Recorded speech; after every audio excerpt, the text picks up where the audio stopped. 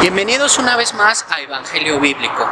Como siempre te presentamos una prédica del pastor José Manuel Sierra. Recuerda que la Biblia dice escudriñar las Escrituras porque a vosotros os parece que en ellas tenéis la vida eterna y ellas son las que dan testimonio de Dios. Así es que por eso es que compartimos estas prédicas. Te pedimos de favor que pongamos mucha atención en el siguiente mensaje.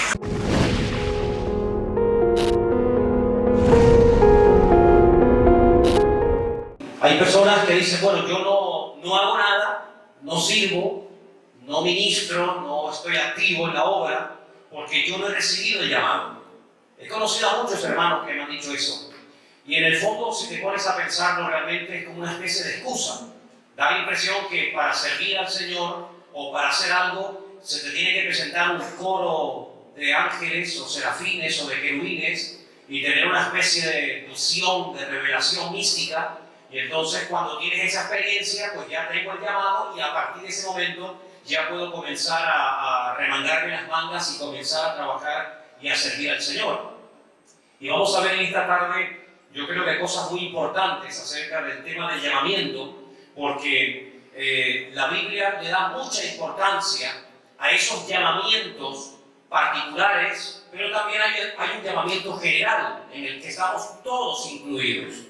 Independientemente de cómo o qué sistema o qué forma ha utilizado el Señor para llamarte o para atraerte a su presencia. Y en esta tarde yo le he pedido a Elena y a Vanessa que según vayan pasando los diferentes puntos que vamos a ir tocando, ellas me ayuden leyendo una serie de versículos. Pues queremos que esta exposición de la palabra en esta tarde esté basada 100% en la Biblia, en la Escritura. Queremos que la Escritura hable por sí misma. No queremos echar mano de opiniones personales ni de experiencias, sino decir simplemente lo que dice la Biblia. Y que usted vaya analizando, usted vaya viendo a la luz de la palabra de Dios todo lo que la Biblia dice acerca del tema del llamamiento. La palabra llamar o el verbo llamar es el verbo kará. Y se ha traducido a lo largo y ancho de la Biblia de diferentes formas. Por ejemplo, cada vez que Dios llamaba a algo y le ponía un nombre, se utilizaba el verbo kará. Vamos a leer dos textos, o si ustedes quieren leerlos, Génesis 1:5 y el Salmo 147, versículo 4. Ahí en esos dos textos aparece la traducción del verbo kará, del cual viene la palabra llamamiento. Vamos a leer el primer texto, por favor, en esta tarde. Y llamó Dios a la luz día y a las tinieblas llamó noche, y fue la tarde y la mañana un día. ¿Se oyó bien? ¿Se oyó bien? ¿Sí? Hay que poner un poquito mejor ecualizado ese micrófono, ¿sí? Cuando Dios llamó al día a día y a la noche noche, el verbo que aparece es kará.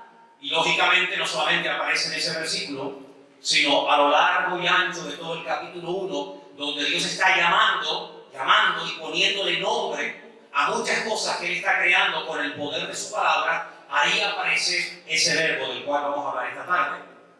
En el Salmo 147, versículo 4, también aparece el verbo kará.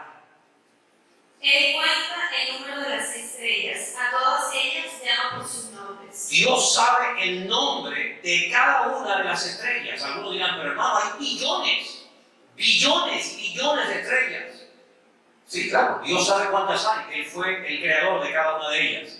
Y dice la Biblia que Él sabe cómo se llama cada una de esas estrellas. Cada vez que Él menciona el nombre, cada vez que Él llama a cada una de las estrellas por su nombre, ahí aparece el verbo kará.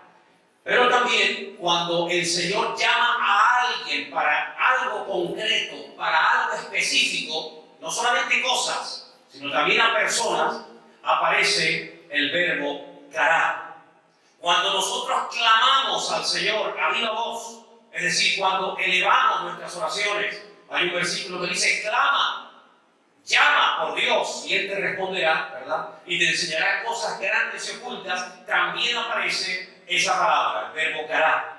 Y cuando se llamaba a la gente para convocarla, para reunirla, para transmitirle un mensaje, para decirle algo, otra vez aparece el verbo o la palabra cará. Es decir, que vemos que es una palabra, un verbo, un término polivalente, que tiene múltiples aplicaciones a personas, a cosas, etc. Ahora bien, hay un llamamiento general. Cuando digo que hay un llamamiento general, me refiero que todo creyente, todo hijo de Dios, da igual si lleva poco tiempo o lleva muchos años en los caminos del Señor, hay una especie de llamamiento genérico para todos, sin excepción.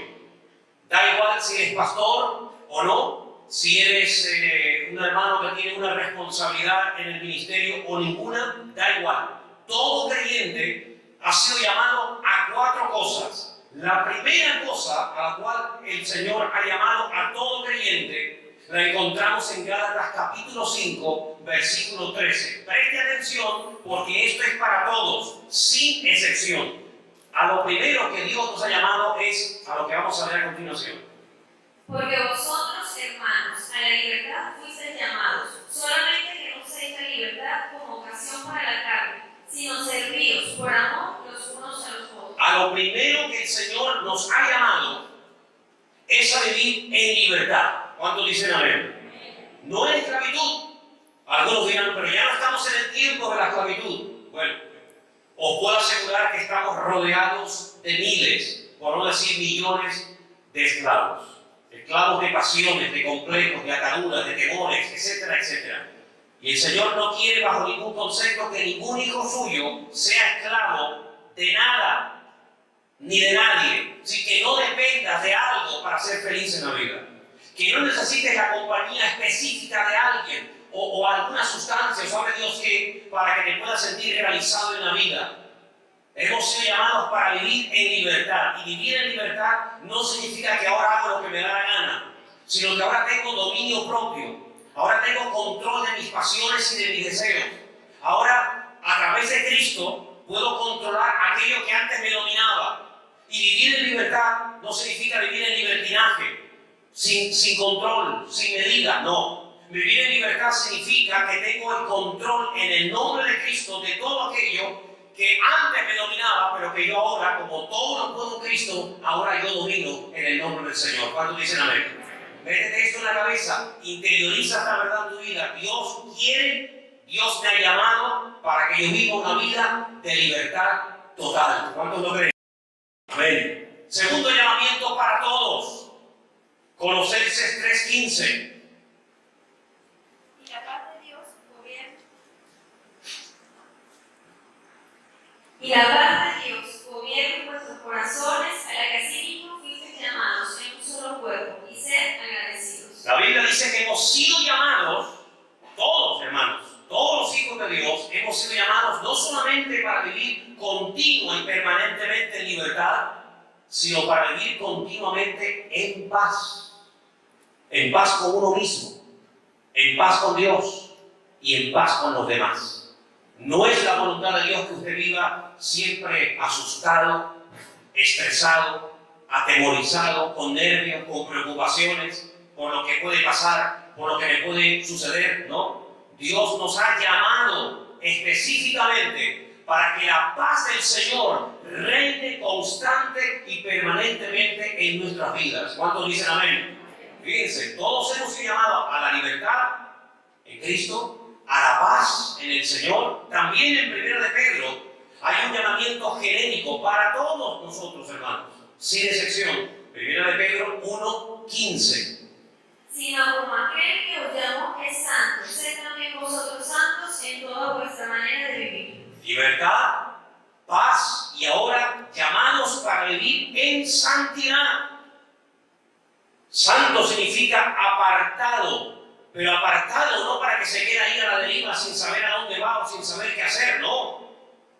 Santos, es decir, hemos sido apartados, escogidos por la mano de nuestro Dios para cumplir con un propósito en la vida. Tu vida tiene propósito, tu vida tiene sentido. No naciste para simplemente existir y después de unos años, pues morirte y se acabó todo, ¿no? Hemos sido llamados por Dios para vivir en libertad. Hemos sido llamados para vivir en paz. Hemos sido llamados para ser santos como Él es santo. En otras palabras, el carácter de Dios, la naturaleza de Dios, tiene que comenzar a manifestarse en tu forma de vivir, en tu forma de hablar. Como Él vivía, así tenemos que vivir nosotros. Lo que Él sentía, tenemos que sentirlo nosotros. Como Él hablaba, tenemos que hablar nosotros. Eso significa vivir en santidad. Una vida diferente, una vida tal vez sí contracorriente, que puede llegar a ser cuestionada o criticada o no entendida por tus amigos o por tus familiares. Pero al fin y al cabo hemos sido llamados para ir en contra de la corriente de este mundo, marcando una diferencia con nuestra forma de vivir, nuestra forma de hablar, nuestra forma de reaccionar. Eso es vivir en santidad. Y dice la Biblia, dicho sea de paso, que sin ese estilo de vida,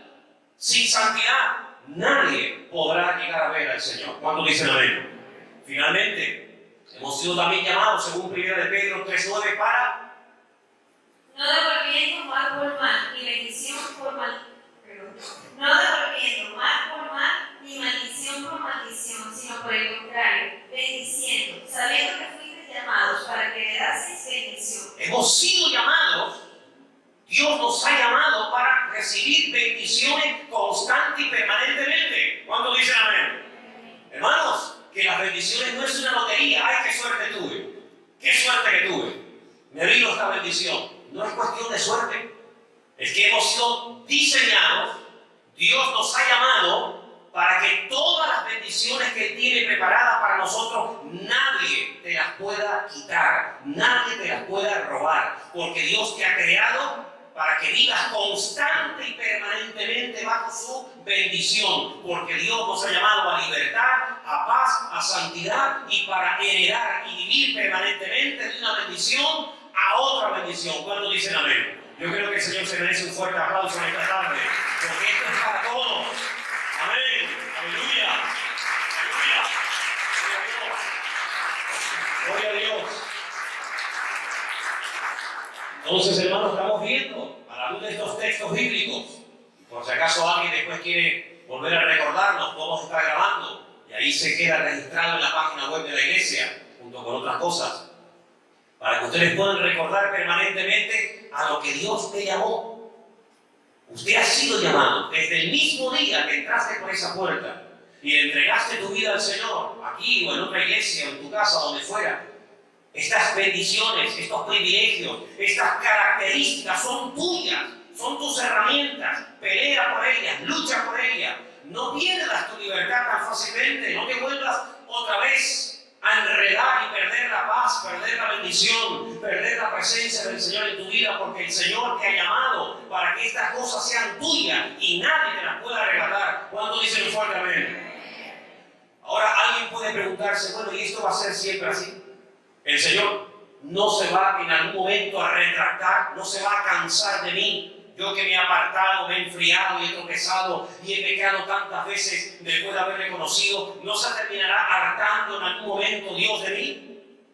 ¿Tendrá esta pregunta respuesta? Por supuesto, todas nuestras preguntas tienen respuesta. Si no las sabes, pues yo te las voy a dar. Y para que te quedes tranquilo y sepas que lo que el Señor tiene para ti, nada ni nadie te lo puede robar. Quiero que leamos Romanos 11, versículo 29, para que veas que en ningún momento, en ninguna situación, el Señor se va a arrepentir. Como diría en otra versión, nunca le va a doler en tu corazón el haber mandado a su Hijo para que muriera por ti en la cruz. Ya sé que en el Antiguo Testamento hay pasajes donde dice como que Dios le dolió, se entristeció sobremanera al ver la conducta depravada y desordenada de la humanidad. Pero en este caso te puedo asegurar que Dios nunca va a decir, perdí el tiempo enviando a mi Hijo unigénito al mundo para que muriera por ti. Jamás. Porque hay algo que Dios nunca quitará de tu vida. Y vamos a leerlo, Romanos 11, 29.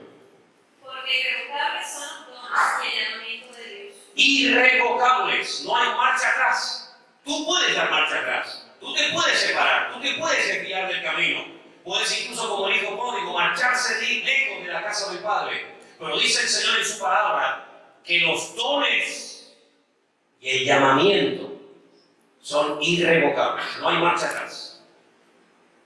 Si el Señor te persigue, no es porque te odie, no te persigue la ira, te persigue porque te ama. ¿Cuántos dicen amén? Algunos dicen, uy, tengo miedo porque Dios ahora me va a castigar. No, Dios te va a perseguir donde vayas, donde te escondas, donde te metas. Dios no va a parar de perseguirte. ¿Pero por qué? Porque te ama. Y el amor de Dios hace que a Él no lo pare nada, sino que ese llamado que te dio a la libertad, a la paz, a heredar bendición, etc., se cumpla en tu vida. Porque lo que Dios comenzó en ti, Él no va a parar hasta que llegue a su culminación. ¿Cuántos dicen amén? Ahora bien, es cierto que en la Biblia, aparte de estos llamamientos, digamos, genéricos, generales para todos, es verdad que encontramos personas que fueron llamadas específicamente, incluso en algunas ocasiones por nombre. Tenemos, por ejemplo, voy a poner solamente 4 ejemplos para los que están tomando nota y para que quede registrado. En Éxodo capítulo 3, si ustedes pueden leer esta noche al llegar a casa, también parte del capítulo 4 de Éxodo, un llamamiento tremendo, donde a través de un arbusto, a través de una zarza que dice que ardía y no se consumía, un pastor llamado Moisés, que había huido 40 años atrás de Egipto por haber asesinado a un hombre, se esconde en el desierto, pero hay un momento en el que Dios lo llama, y lo llama por nombre, le dice, Moisés, Moisés, quita el calzado de tus pies, porque el lugar que pisas santo es. Y vemos cómo el Señor llamó específicamente a Moisés. Y si Dios no lo hubiera llamado, Moisés nunca, te puedo asegurar, hubiera vuelto a Egipto, porque él salió para no volver nunca más. Si regresó a Egipto con un propósito, es porque el Señor lo llamó. Y ahí vemos un llamado específico. En 1 Samuel capítulo 3, otro capítulo 3, vemos cómo con voz audible, como Moisés utilizó una zarza, pero también el Señor habló. Pero en 1 Samuel capítulo 3, con voz audible, el Señor llama a un jovencito. Algunos opinan que Samuel podía tener entre 12 y 15 años, cuando una noche el Señor lo llama y le dice, Samuel, Samuel. Samuel se levanta, va corriendo a la habitación del sacerdote Elí y le dice, heme aquí, ¿me has llamado? El sacerdote Elí dice, no, yo no te he llamado, vuelve a acostarte, hasta que reconoce que el que lo está llamando no es un hombre, el que lo está llamando es el mismo Dios, por nombre propio, con voz audible. También tenemos en Isaías capítulo 6 un llamamiento extraordinario a través de una visión. A través de una visión donde dice que cuando murió el rey Uzías, se le presenta una visión al profeta Isaías, donde él ve a serafines, seres angelicales, diciéndole al Señor aquello de santo, santo, santo es el Señor, toda la tierra está llena de tu gloria. Ahí Isaías recibe un llamamiento específico y ahí empieza él a servir al Señor como profeta. También tenemos en el capítulo 2 del libro de Ezequiel un llamamiento tremendo, un llamamiento a un profeta que conocemos con el nombre de Ezequiel. El Señor lo llama y dice, ponte de pie, tengo que hablar contigo. Y le dice, te voy a mandar a un pueblo duro, a un pueblo rebelde, a una gente desobediente, que no te van a oír, pero nunca podrán decir que no hubo profeta entre ellos. Es decir, es cierto que en la Biblia hay personas que fueron llamadas directamente por el Señor. No se pusieron ellos, no dijeron, bueno, yo voy a hacer esto. No, Dios los llamó, Dios los capacitó y el Señor le dio órdenes concretas y específicas. Pero analizando y estudiando este tema del llamamiento, encontramos algo muy interesante que yo quería esta tarde compartir con ustedes, porque a mí me ha llamado mucho la atención. Hay 2 personas en la Biblia que dijeron que ellos se dieron cuenta que ellos fueron llamados desde el vientre de su madre. Ni siquiera habían nacido. Sin embargo, cuando ellos tienen la oportunidad de hablar y de escribir su testimonio y su experiencia, ellos llegan a la conclusión de que su llamamiento nació o arrancó aún desde el mismísimo vientre de su madre. Y tenemos el caso de Jeremías, capítulo 1, del versículo 4 al 5. Escuchen este texto porque es muy interesante. Vino pues palabra del Señor a mí diciendo, antes que te formase en el vientre te conocí, y antes que nacieses te santifiqué, te di por profeta a las naciones. El Señor le dice al profeta Jeremías que desde el vientre de su madre no fue una elección del profeta, no fue una carga que él sintió un deseo de servir al Señor, sino que Dios lo escogió, Dios lo apartó desde el vientre de su madre para que sirviera el día de mañana al Señor. Y saben, en esta tarde puede haber entre nosotros gente que recibió el llamado, que fue llamado y apartado desde el vientre de su madre y no lo sabe. ¿Cómo se puede saber eso? Yo voy a decir esta tarde cómo se puede saber si el Señor tal vez te llamó desde el mismo vientre de tu propia madre. Pero vamos a ver el segundo pasaje. Ya hemos visto el de Jeremías. En Gálatas capítulo 1, del versículo 11 al 16, encontramos a otro famoso personaje diciendo más o menos lo mismo. ¿Qué dice? Mas os hago saber, hermanos, que el evangelio anunciado por mí no es según hombre, pues yo ni lo recibí ni lo aprendí de hombre alguno, sino por revelación de Jesucristo. Porque ya habéis oído acerca de mi conducta en otro tiempo en el judaísmo, que perseguía sobremanera la iglesia de Dios y la asolaba. Y en el judaísmo aventajaba a muchos de mis contemporáneos en mi nación, siendo mucho más celoso de las tradiciones de mis padres.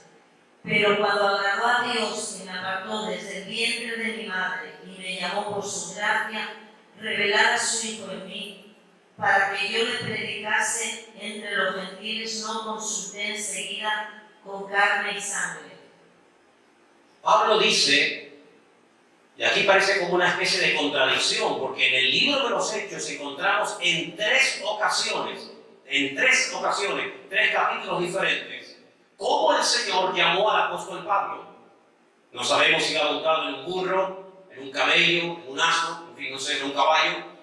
Pero él cuenta que hay un momento cuando él va hacia la ciudad de Damasco a prender cristianos para llevarlos a Jerusalén y forzarlos y obligarlos a renegar de su fe en el Señor.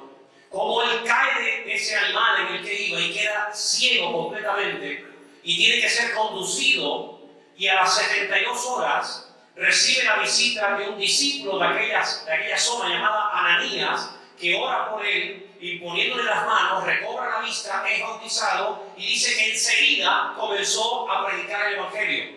Y algunos se asustaban y huían de él porque decían, que en otro tiempo asolaba la iglesia, ahora quiere convertirnos a ese camino.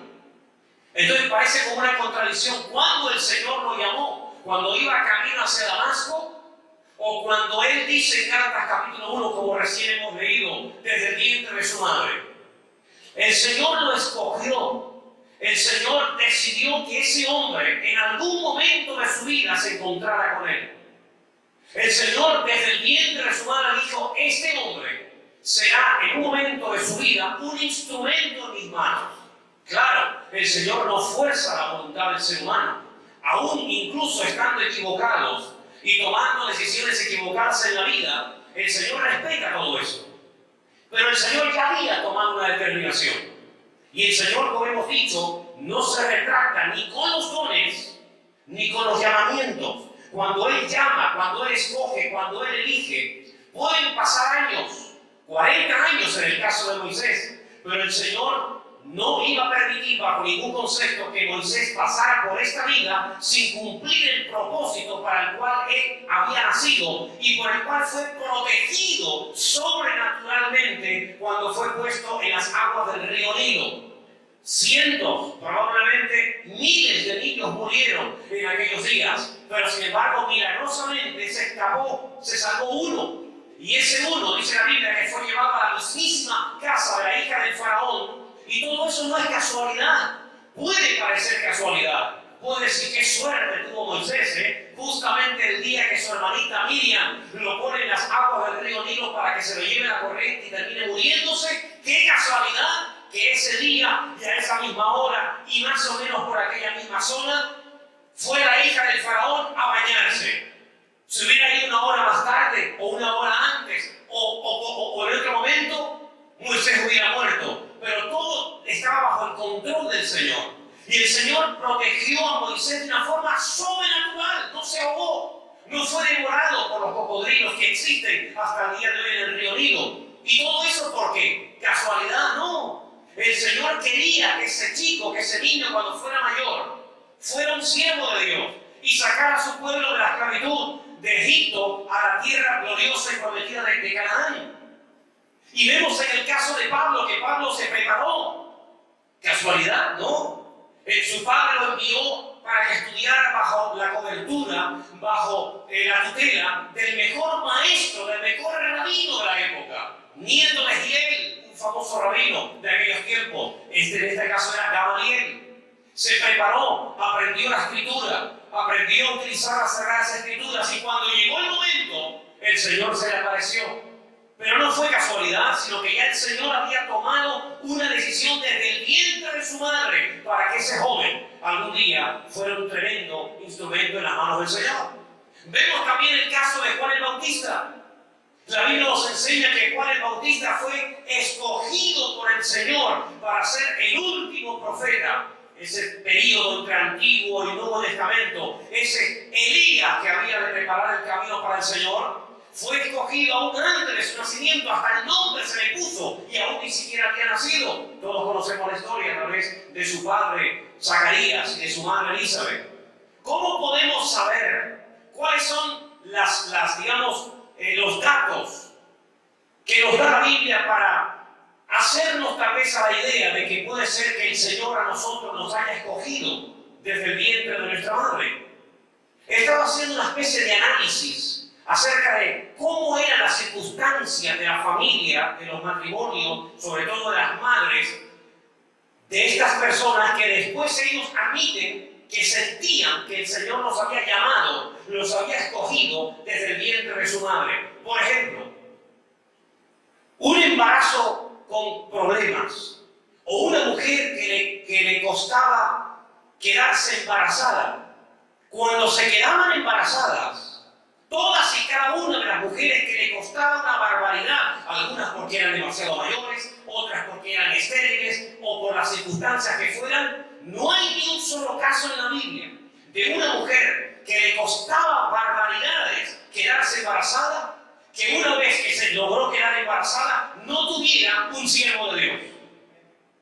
Abraham y Sara no podían ser padres, primero porque su esposa dice que era estéril. Eran demasiado mayores. Humanamente hablando era imposible. Pero el Señor hizo un milagro, algo sobrenatural. Fue en contra de toda probabilidad. ¿Y quién nació? Nada más y nada menos que Isaac.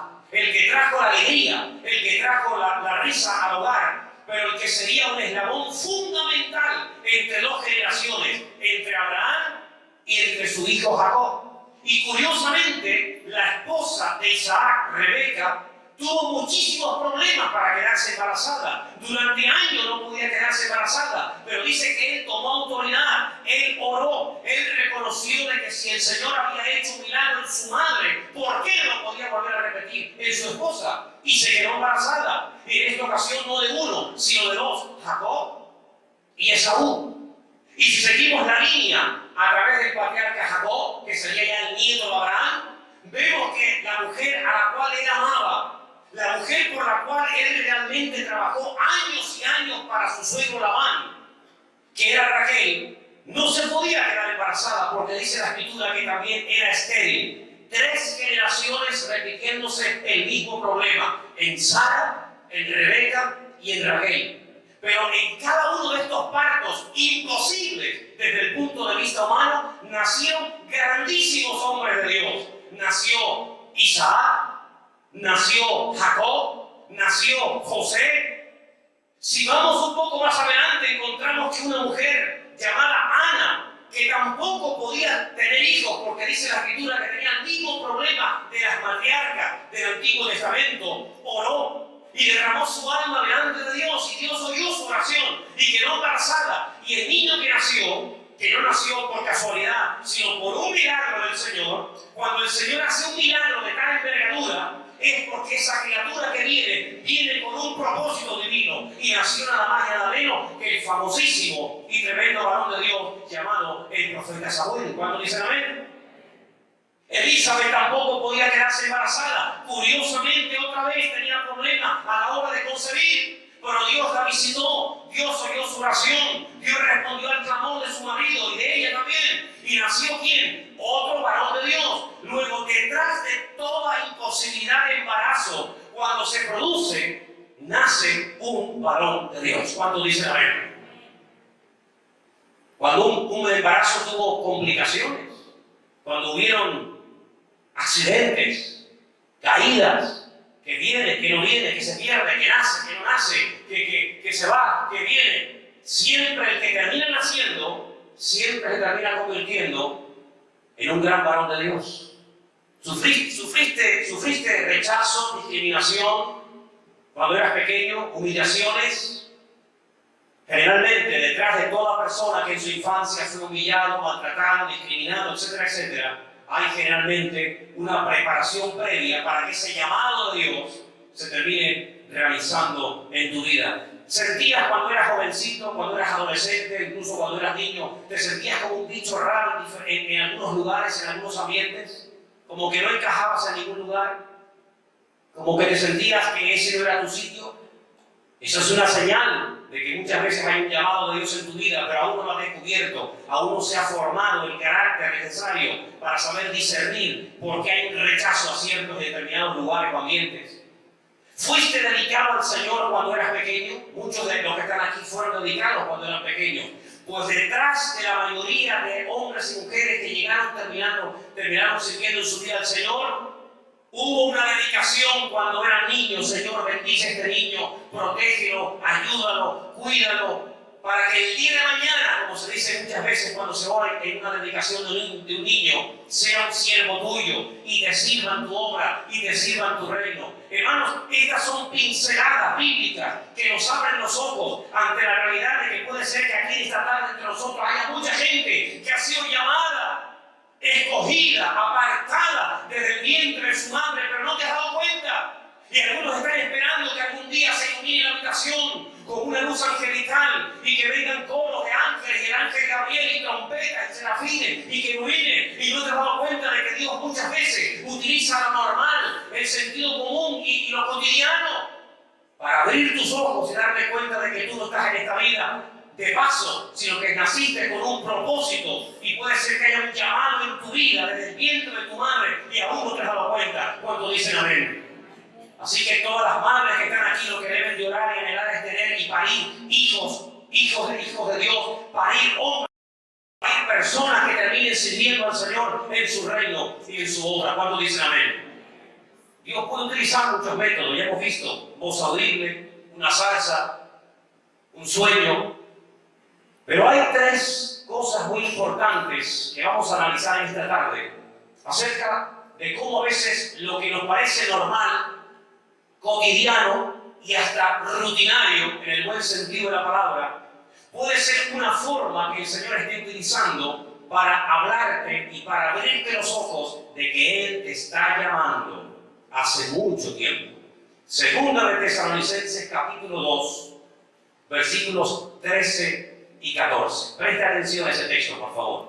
Pero nosotros debemos dar siempre gracias a Dios respecto de vosotros, hermanos amados por el Señor, de que Dios os haya escogido desde el principio para la salvación, mediante la santificación por el Espíritu y la fe y la verdad, a lo cual nos llamó mediante nuestro Evangelio para alcanzar la gloria de nuestro Señor Jesucristo. Dios nos llama a su servicio muchas veces a través de su bendita y poderosa palabra. ¿Cuántos dicen amén?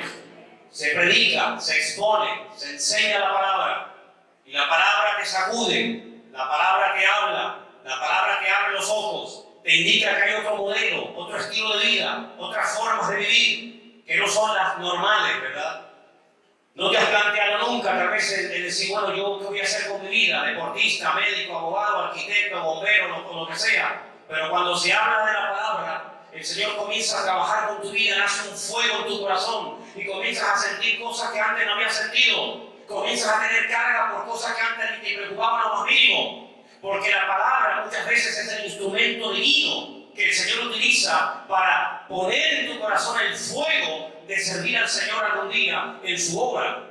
Así que presta atención a cada mensaje, porque a veces en un mensaje Dios te puede estar llamando y te puede estar hablando con una contundencia tremenda y no te has dado cuenta.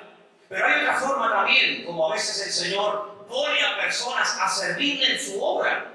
Y esto puede ser muy sorprendente, porque después de leer estos dos textos, les voy a hacer una pregunta, pero primeramente tienen que escucharlos. Primero de Timoteo 1, del 1 al 3. Preste atención para que usted vea cómo Timoteo empezó su ministerio. Primera de Timoteo 1, del 1 al 3. Pablo, apóstol de Jesucristo, por mandato de Dios nuestro Salvador y del Señor Jesucristo nuestra esperanza, a Timoteo, verdadero hijo en la fe, gracia, misericordia y paz de Dios nuestro Padre y de Cristo Jesús nuestro Señor. Primera de Timoteo 1, del 1 al 3. Sí. ¿Sí? ¿Lo dice ahí como te rogué? Perdón, entonces. Como te rogué que te quedases en Éfeso cuando fui a Macedonia para que mandases a algunos que no enseñen diferente doctrina. Todos sabemos, según el libro de los Hechos, cómo nació la iglesia en la ciudad de Éfeso. Una ciudad enorme, una ciudad gigantesca, una ciudad que era de paso. Y allí habían levantado y construido templos a todo tipo de divinidades para que cuando vinieran de todas partes del mundo, pues los comerciantes, los vendedores, se sintieran a gusto y pudieran ir a sus respectivos templos a adorar sus correspondientes divinidades. Pablo estuvo 2 años, fue la ciudad donde más tiempo estuvo, 2 años predicando en Éfeso. Un ministerio tremendo. Dice que allí lo apedrearon. Él dice también en otro pasaje que allí peleó contra fieras. Puede ser que hasta en Éfeso el Señor lo resucitara. A entender de que puede ser que el Señor lo resucitara después de haber sido apedreado y darlo por muerto y echarlo fuera de la ciudad. Allí dice que peleó contra fieras. Allí estuvo 2 años sembrando y predicando la palabra. Empezó con un pequeño grupito de 12 personas que cuando los ve les dice: hermanos, ustedes en qué fueron bautizados. Si nosotros hemos sido bautizados en el bautismo de Juan, no tenían muy claras las ideas, las doctrinas. Él los bautiza de nuevo y con este grupito arranca y se forma ahí un alboroto tremendo en Éfeso hasta el punto que llegaron a temer que el templo más grande de la ciudad, que era el templo a la famosa diosa Diana o Afrodita o Artemisa, como también se le llamaba, tuvieran que cerrarlo. Cuando Pablo se marcha después de 2 años de haber fundado la obra, después de haberla pastoreado, y seguramente, como dijimos cuando estudiamos las famosas 7 iglesias del Apocalipsis, que seguramente de esa ciudad salieron obreros a otras ciudades cercanas como Esmirna, Tiatira, Pérgamo, Sardis, la Odisea, abrió obra. Él le ruega, él le pide a su discípulo, a su hombre de confianza, como era Timoteo, que se quede pastoreando la iglesia de Éfeso. Si yo les pregunto a ustedes, que era lo que les iba a preguntar antes, ¿dónde encontramos en la Biblia el llamamiento a Timoteo? Usted no lo va a encontrar. Porque Timoteo no tuvo un llamamiento específico como tuvo Isaías, o Ezequiel, o Samuel, o Moisés, sino que Timoteo acompañó a Pablo, un joven que Pablo lo conoce, y le dice: vente conmigo, ven y ayúdame. Él se enrola en el equipo ministerial del apóstol Pablo, viaja con él, aprende, escucha, madura con el apóstol Pablo. Y cuando llega el momento, Pablo dice: mira, yo me tengo que ir ahora a otra ciudad. He sentido en mi corazón que mi tiempo aquí se ha terminado y me tengo que ir a otro sitio, a extender el reino, a extender el evangelio. Te ruego, te pido, por favor, que te quedes en Éfeso. Aún hay mucho trabajo que hacer. Se van a levantar de entre los ancianos de la iglesia, escucha bien, entre los ancianos de la iglesia se van a levantar lobos rapaces que no van a perdonar el rebaño, te van a menospreciar, te van a criticar, te van a hacer la guerra. Pero tú tranquilo, cumple tu ministerio. Yo he impuesto mis manos sobre ti, predica la palabra a tiempo y fuera de tiempo. Sufre, pelea, echa mano de la vida eterna, aviva el fuego del don de Dios que está en ti. En fin, le da un montón de instrucciones, pero lo que quiero ir es a lo siguiente. El que puso en el ministerio, el que puso al frente de la iglesia de Éfeso como pastor a Timoteo, fue el Señor a través del ministerio del apóstol Pablo. ¿Se dan cuenta? Si no te ciñas ni te agarres única y exclusivamente al hecho de que Dios a ti personalmente no te ha llamado, ni se te ha presentado ningún ángel, ni has tenido ninguna revelación, ningún sueño o visión, ni has oído tu voz, tu nombre con voz audible, porque hay otras formas como el Señor te puede poner en la obra. Y aquí estamos viendo un ejemplo, vamos a ver ahora otro, de cómo Timoteo nos dijo: pero Pablo, a mí el Señor no me ha dicho nada. A mí el Señor no me ha llamado. A mí el Señor no se me ha presentado en un sueño, en una visión. Yo no he oído mi nombre diciendo: Timoteo, Timoteo, quiero que me honres y me sirvas como siervo mío. En ningún momento lo encontramos. Pero Él actúa en obediencia, y nunca nadie que actúe en obediencia y sometido a la autoridad tiene que tener temor de que Dios no lo va a respaldar. ¿Cuántos dicen amén? Aquí el domingo pasado, nuestro hermano Marcos dijo, y quiero recordarlo: yo nunca pedí ni quise ser pastor. ¿Os acordáis? Pero el Señor me puso. Luego hay formas diferentes a ser llamado específicamente para ponerte al pie de una obra y comenzar a pastorearla y atenderla y cumplir con lo que se te pide. Pero no solamente le pasó a Timoteo, sino que ahora en Tito 1, versículo 5, Pablo da a entender que a Tito también lo coloca como pastor frente a la iglesia en la isla de Creta. Vamos a escucharlo, por favor. Tito 1, 5. Por esta causa te dejé en Creta, para que corrigieses lo deficiente y establecieses ancianos en cada ciudad, así como yo te mandé. Yo te dejé, dice el apóstol Pablo, yo te dejé en Creta. ¿Dónde aparece en la Biblia el llamamiento a Timoteo? ¿Qué ángel se le presentó? ¿Qué sueño tuvo? ¿Qué visión tuvo Tito para decir: Pablo, yo me quedo aquí porque a mí el Señor me ha llamado a que me quede en Creta? Ninguno. Ninguno. Eran personas que trabajaban con el apóstol Pablo, y cuando el apóstol Pablo le decía: Timoteo, tú te quedas en Éfeso, Tito, tú te quedas en Creta, y así a otros obreros, ellos actuaban en obediencia. Luego, no descartes esa posibilidad, no descartes esa forma natural y normal, como muchas veces uno empieza en la obra, porque vemos que bíblicamente tiene respaldo, y no estamos diciendo ninguna locura, ni ningún disparate. Actuar en obediencia, someterse a la autoridad y decir: si Dios a través de tu vida, a través de tu ministerio me está diciendo que lleve esta responsabilidad, yo la cumpliré, y Dios me va a ayudar y Dios me va a capacitar para poder cumplir con lo que se me está pidiendo. ¿Cuántos dicen amén? No tengas ningún temor, no digas nunca no. No digas: no, yo no quiero, no digas nunca no. Esté abierto, hermano, esté abierto, hermana, a lo que se le pida, aunque no lo sienta, aunque no lo haya recibido directamente como revelación de parte del Señor. El Señor también habla a través de las autoridades. El Señor también te puede guiar a través de personas que llevan años y mucho más tiempo que tú en la obra. Así que no descartes esa posibilidad. Yo quiero leer en Hechos capítulo 16 nuevamente los mismos textos que esta tarde se leían dentro de la lectura bíblica. Hechos 16, versículo 6, por favor, si lo tienen ahí. El apóstol Pablo, junto con el equipo de hombres que viajaban con él permanentemente, está buscando nuevos lugares para ir a servir al Señor. Sabemos que Pablo no paraba, iba de un lugar a otro, continuamente buscando nuevas ciudades, pueblos, aldeas, donde llevar el Evangelio. Vuelvo a leer el versículo 6. ¿Lo tenéis, hermanos? Hechos 16, 6. Dice: atravesando Frigia y la provincia de Galacia, les fue prohibido por el Espíritu Santo hablar la palabra en Asia. Cuando llegaron a Misia, intentaron ir a Bitinia, pero el Espíritu no se lo permitió.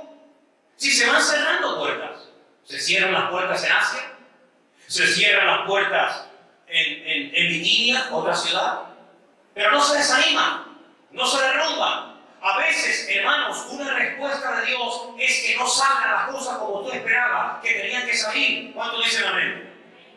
Por favor, no descarten esto. Dios siempre responde, pero a veces responde abriendo y a veces responde no abriendo, cerrando. A veces Dios responde con un sí y a veces Dios responde con un no. Pero muchas veces esperamos que Dios abra la puerta que yo quiero que se abra. Y Dios dice que puerta que Él cierra, nadie puede abrir. Y puerta que abre, nadie puede cerrar. Por lo tanto, no le digas a Dios cómo tiene que guiar tu vida. Dile simplemente, guía mi vida, Señor. Y si yo quería que era por este camino, pero no me dieron la beca, se me cerró la... no se da la circunstancia, no hay posibilidad, pues puede ser que el Señor me esté diciendo, si a mí me pides que te guíe, y te estoy cerrando puertas, y te estoy mostrando que no van por ahí los tiros, párate, cambia de dirección y busca por otro lugar, hijo. No te empecines, no te encierres en lo mismo. No, aquello, pero que no se da, no te das cuenta. No presiones circunstancias, no fuerces situaciones. Si no se da, no te derrumbes. Gloria a Dios que se cerró esa puerta. Cuando se cierra una puerta, probablemente la que tenías que haber atravesado, aún no la has descubierto en tu vida. Entonces él sigue adelante. Y en el versículo 8 dice, pasando junto a Misia, descendimos a Troas. Y hermanos, usted conoce un poquito de la geografía bíblica. En algunas Biblias al final hay unos mapitas. Usted se va a dar cuenta de que ya después de Troas no hay más. Si sigues avanzando te caes al mar. Ya no hay otra ciudad. Ya llegaron al límite. Y estando allí en Troas, escuche bien el versículo 9, se le mostró a Pablo una visión de noche. ¿Quién tuvo la visión? Dígalo fuerte. Pablo. ¿Quién está contando todo esto? ¿Quién es el autor? ¿Quién es el que escribe el libro de los Hechos? Lucas. Luego Lucas tiene que estar ahí también con Pablo, seguro, porque si no, ¿cómo escribe todo esto? ¿Cómo sabe Lucas dónde pararon, dónde no pararon, dónde entraron, dónde no entraron, dónde los persiguieron, dónde los aplaudieron? Lucas tiene que estar ahí fijo, seguro. Entonces dice que a Pablo se le mostró la visión, solo a Pablo. Iba un grupo de hombres, pero ninguno tuvo una visión, solamente Pablo. ¿Y qué fue lo que Pablo vio en la visión? Versículo 9. Vio a un varón macedonio que estaba de pie, rogándole y diciéndole, pasa a Macedonia y ayúdanos. Ahora escuche bien el versículo 10. Cuando vio la visión, enseguida procuró. ¿Dice eso en su Biblia? Corríjame, porque estoy leyendo mal, usted me tiene que corregir. Estoy leyendo incorrectamente. Cuando vio la visión, enseguida procuró. No dice procuró. Cambia del singular al plural. Fíjese. Cuando vio la visión, ¿quién? Pablo. Enseguida procuramos partir para Macedonia, dando por cierto que Dios nos llamaba para que les anunciásemos el Evangelio. ¿Quién tuvo una visión de noche donde dice que ve a un hombre, seguramente por su forma de vestir, por su apariencia exterior, que era de otro continente, era de Europa, era de Macedonia? ¿Quién vio a ese hombre y oyó la voz de este hombre macedonio diciéndole durante una visión durante la noche, ven, pasan y ayúdennos? ¿Quién vio eso? ¿Quién tuvo esa experiencia? Pablo. Pablo seguramente la cuenta. Mire, hermanos, anoche estaba orando, estaba durmiendo y tuve una visión. Vi esto y aquello. Oí estas palabras. Los que están allí, que está Lucas, seguro, que está Silas, seguro, Silas y Silvano, van a ver que hay dos nombres diferentes, es la misma persona, Silas y Silvano es el mismo. ¿Por qué sabemos que estaba Silas? Porque si usted sigue leyendo la historia, me gustaría que la leyeras esta noche en casa, a partir del versículo 11, vas a encontrar que cuando llegan, dice que los azotan con varas a Pablo y a Silas y los meten en la cárcel. Luego, Silas tenía que estar seguro. Seguramente estarían más personas, pero no va a mencionar a todas, a cada una. Fíjate qué interesante que podían haber dicho, bueno, Pablo, El Señor se te presentó a ti una visión, te dio una visión, te está mostrando cuál es el lugar. Tú estabas hace tiempo buscando un lugar nuevo, una ciudad virgen, donde nadie había ido con el Evangelio. Bueno, pues vete tú. Nosotros nos quedamos aquí orando hasta que el Señor a nosotros nos confirme si esto es de Dios o no es de Dios. En ningún momento actuaron así. En ningún momento se descolgaron, se desconectaron y dijeron, bueno, al fin y al cabo al que está llamando es a ti, no a mí. No, así no actúa un creyente maduro. Aquí somos una piña. Y dice la Biblia que cuando estamos unidos, unánimes, juntos, con lo mismo sentir, que hay bendición y vida eterna. A los que a ti te llama, a mí también. Y a lo que a ti te pase, a mí también me pasará.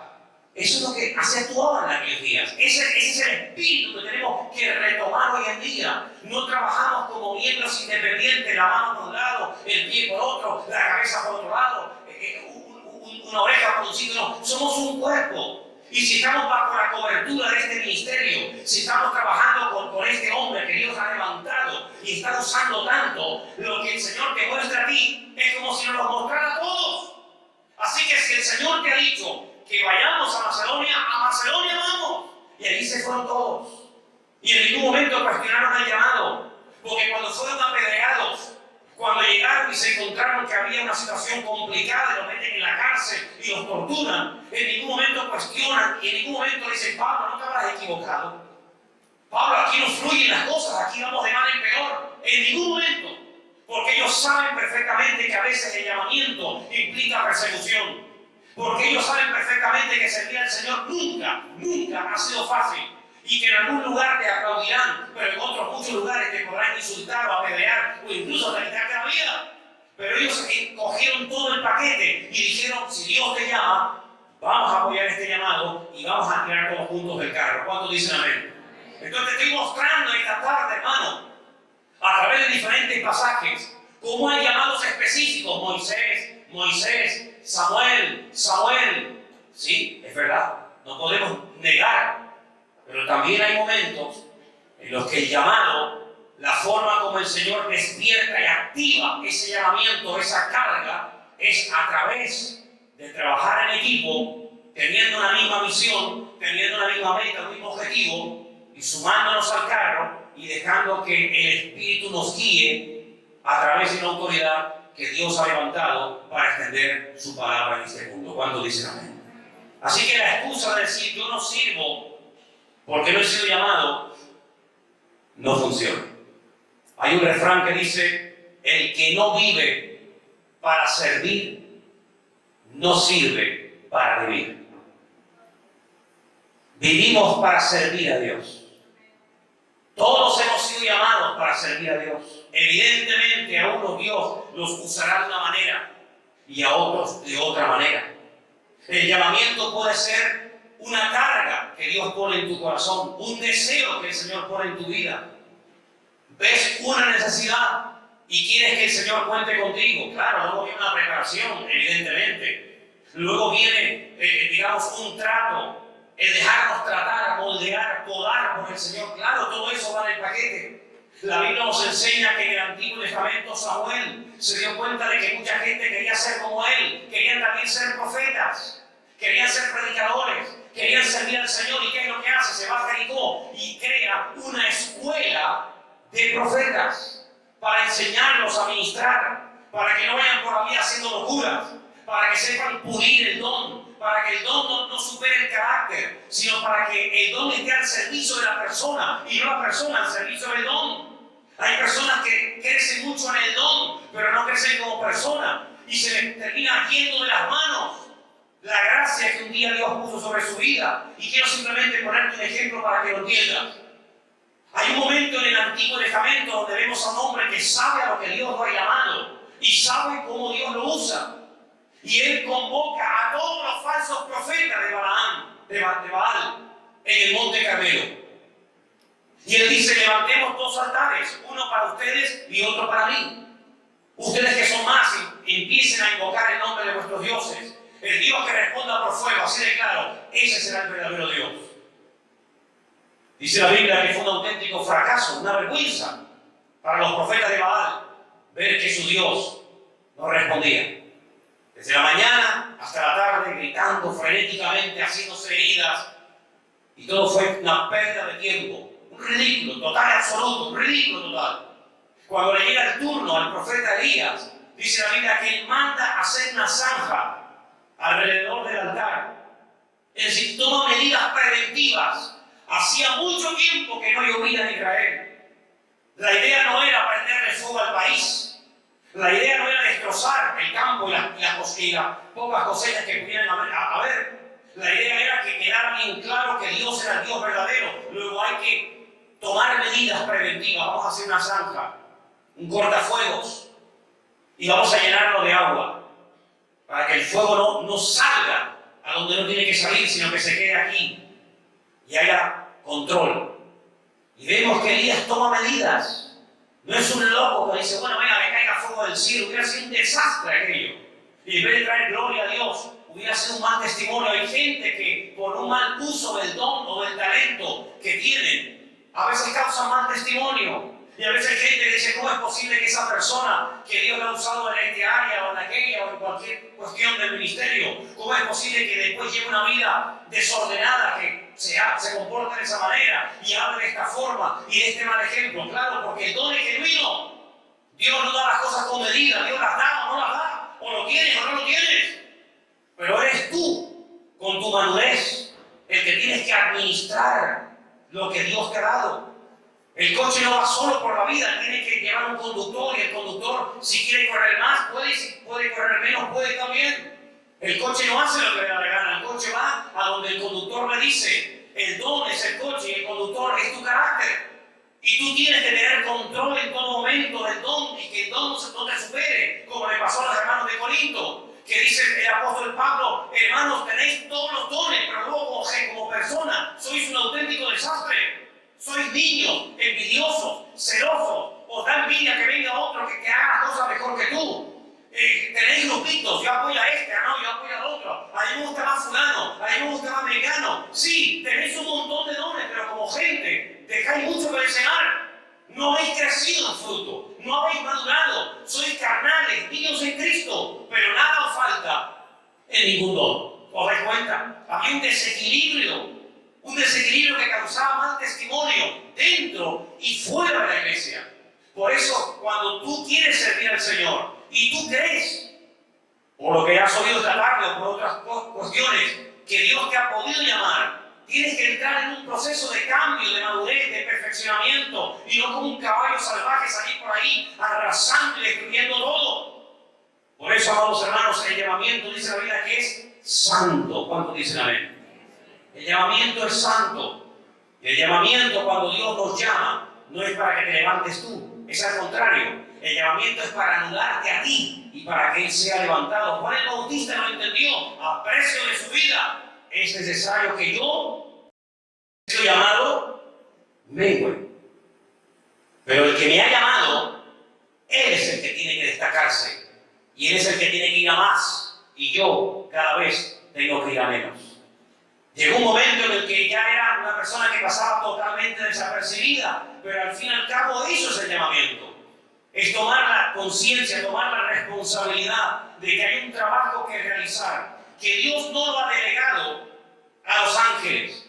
Seguramente si Dios le hubiera dicho hace 2000 años a los ángeles, a los millones de ángeles que tienen su gloria, vayan por el mundo y prediquen el Evangelio, métanse en salas de cine, métanse en las televisiones, métanse en los parlamentos, vayan por los estadios, vayan por todo el mundo, aparezcan visiones en el cielo, aparezcanse a personas ateas, personas que están en ritos satánicos, aparezcanse así de repente y prediquen el Evangelio. Seguramente se hubieran convertido millones de personas con esas apariciones angelicales.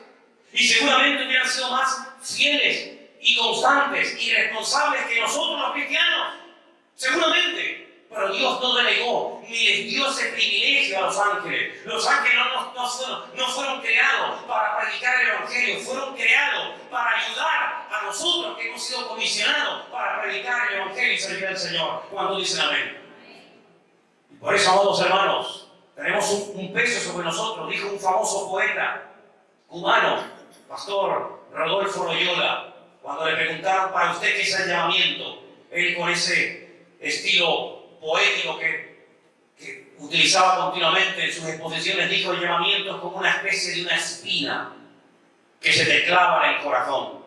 Si te la quitas, si quieres ignorarlo, te mueres.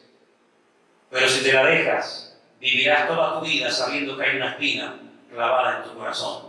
Hubieron hombres a lo largo de la historia, Jeremías, Ezequiel y otros, que dijeron: no voy a hablar más, no me hacen caso, no cambian, son rebeldes, son testarudos, son de dura cerviz.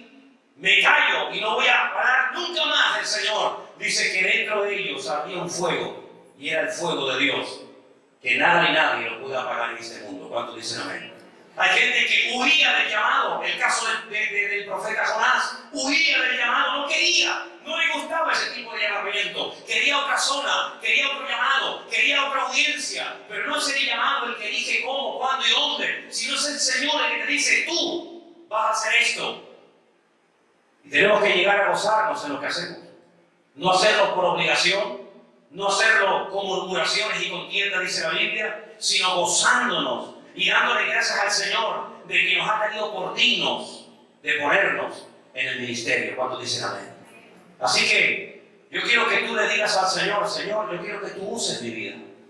Yo quiero acercarme a ti y no quiero ser una oveja estéril. Y quiero, Señor, que todo lo que tú has puesto en mi vida, que tal vez ha estado dormido por timidez, por miedo, por vergüenza, por lo que me dijeron o por lo mal que me trataron y ha estado ahí como apagado, yo quiero, Señor, que a partir de ahora se destape y salga a la luz todo aquello que tú has puesto en mi vida para darte honra y gloria a ti. ¿Cuántos dicen amén? Si tú naciste, es porque Dios quiso que tú nacieras. Si tú estás aquí esta tarde, es porque Dios ha querido y ha movido todo para que tú llegaras hasta este lugar en esta tarde. Y si estás escuchando este mensaje sobre el llamamiento, es porque Dios quiere que tú escuches este mensaje esta tarde y que Él te recuerde que cuando Dios llama, no se retracta. Y si Dios un día se manifestó a tu vida y tú te has apartado, has caído, has tropezado o te has enfriado, da igual lo que hagas. A donde vayas, el amor de Dios te va a perseguir porque Dios te ama. Y hasta que no te veas santo, hasta que no te vea libre, hasta que no te vea en paz y hasta que no te vea bendecido, no va a parar porque Dios te ama y tiene lo mejor para nuestra vida. ¿Cuántos dicen un fuerte amén? Dale un fuerte aplauso al Señor. Vivan en la libertad gloriosa, aleluya, de los hijos de Dios. Aleluya, aleluya. Sí, Señor. Dios nos ha llamado a vivir en libertad. No permitas que nadie te robe la libertad. No permitas que nadie ni nada te robe la paz. Cierra tus ojos ahí donde estás. Yo sé que muchos de ustedes han sido bendecidos. Pero dice la Biblia que Dios nos llamó para que heredásemos bendición continua y permanentemente. La voluntad de Dios es que cada día haya una bendición en nuestra vida. Es como la comida. La comida de ayer para hoy no me sirve. La comida que comí ayer fue para alimentar mi cuerpo y cubrir mis necesidades de ayer. Lo que comí ayer no sacia mi necesidad hoy. El agua que bebí ayer no me sacia la sed de hoy. Lo que hoy como y bebo no me sacia la sed ni el hambre de mañana. Cada día empezamos de cero. Cada día nuestra alma y nuestro espíritu tiene que recibir un refrigerio, una comida nueva. Y por eso esta tarde estamos en este lugar, para que el Señor nos dé una nueva bendición, un nuevo toque, y podamos acercarnos delante de Él, una vez más, rendidos ante su altar, pidiéndole al Señor una nueva bendición. Aleluya. Dice la Biblia que muchos han sido llamados, pero pocos son los que responden a ese llamado. Muchos son los que presentan excusas. Ahora no tengo tiempo.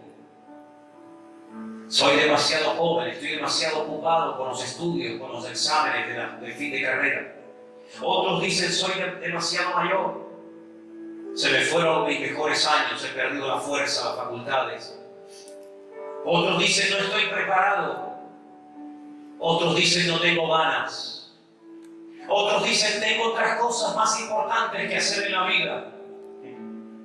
Siempre hay excusas, siempre hay algo que desplazan lo principal.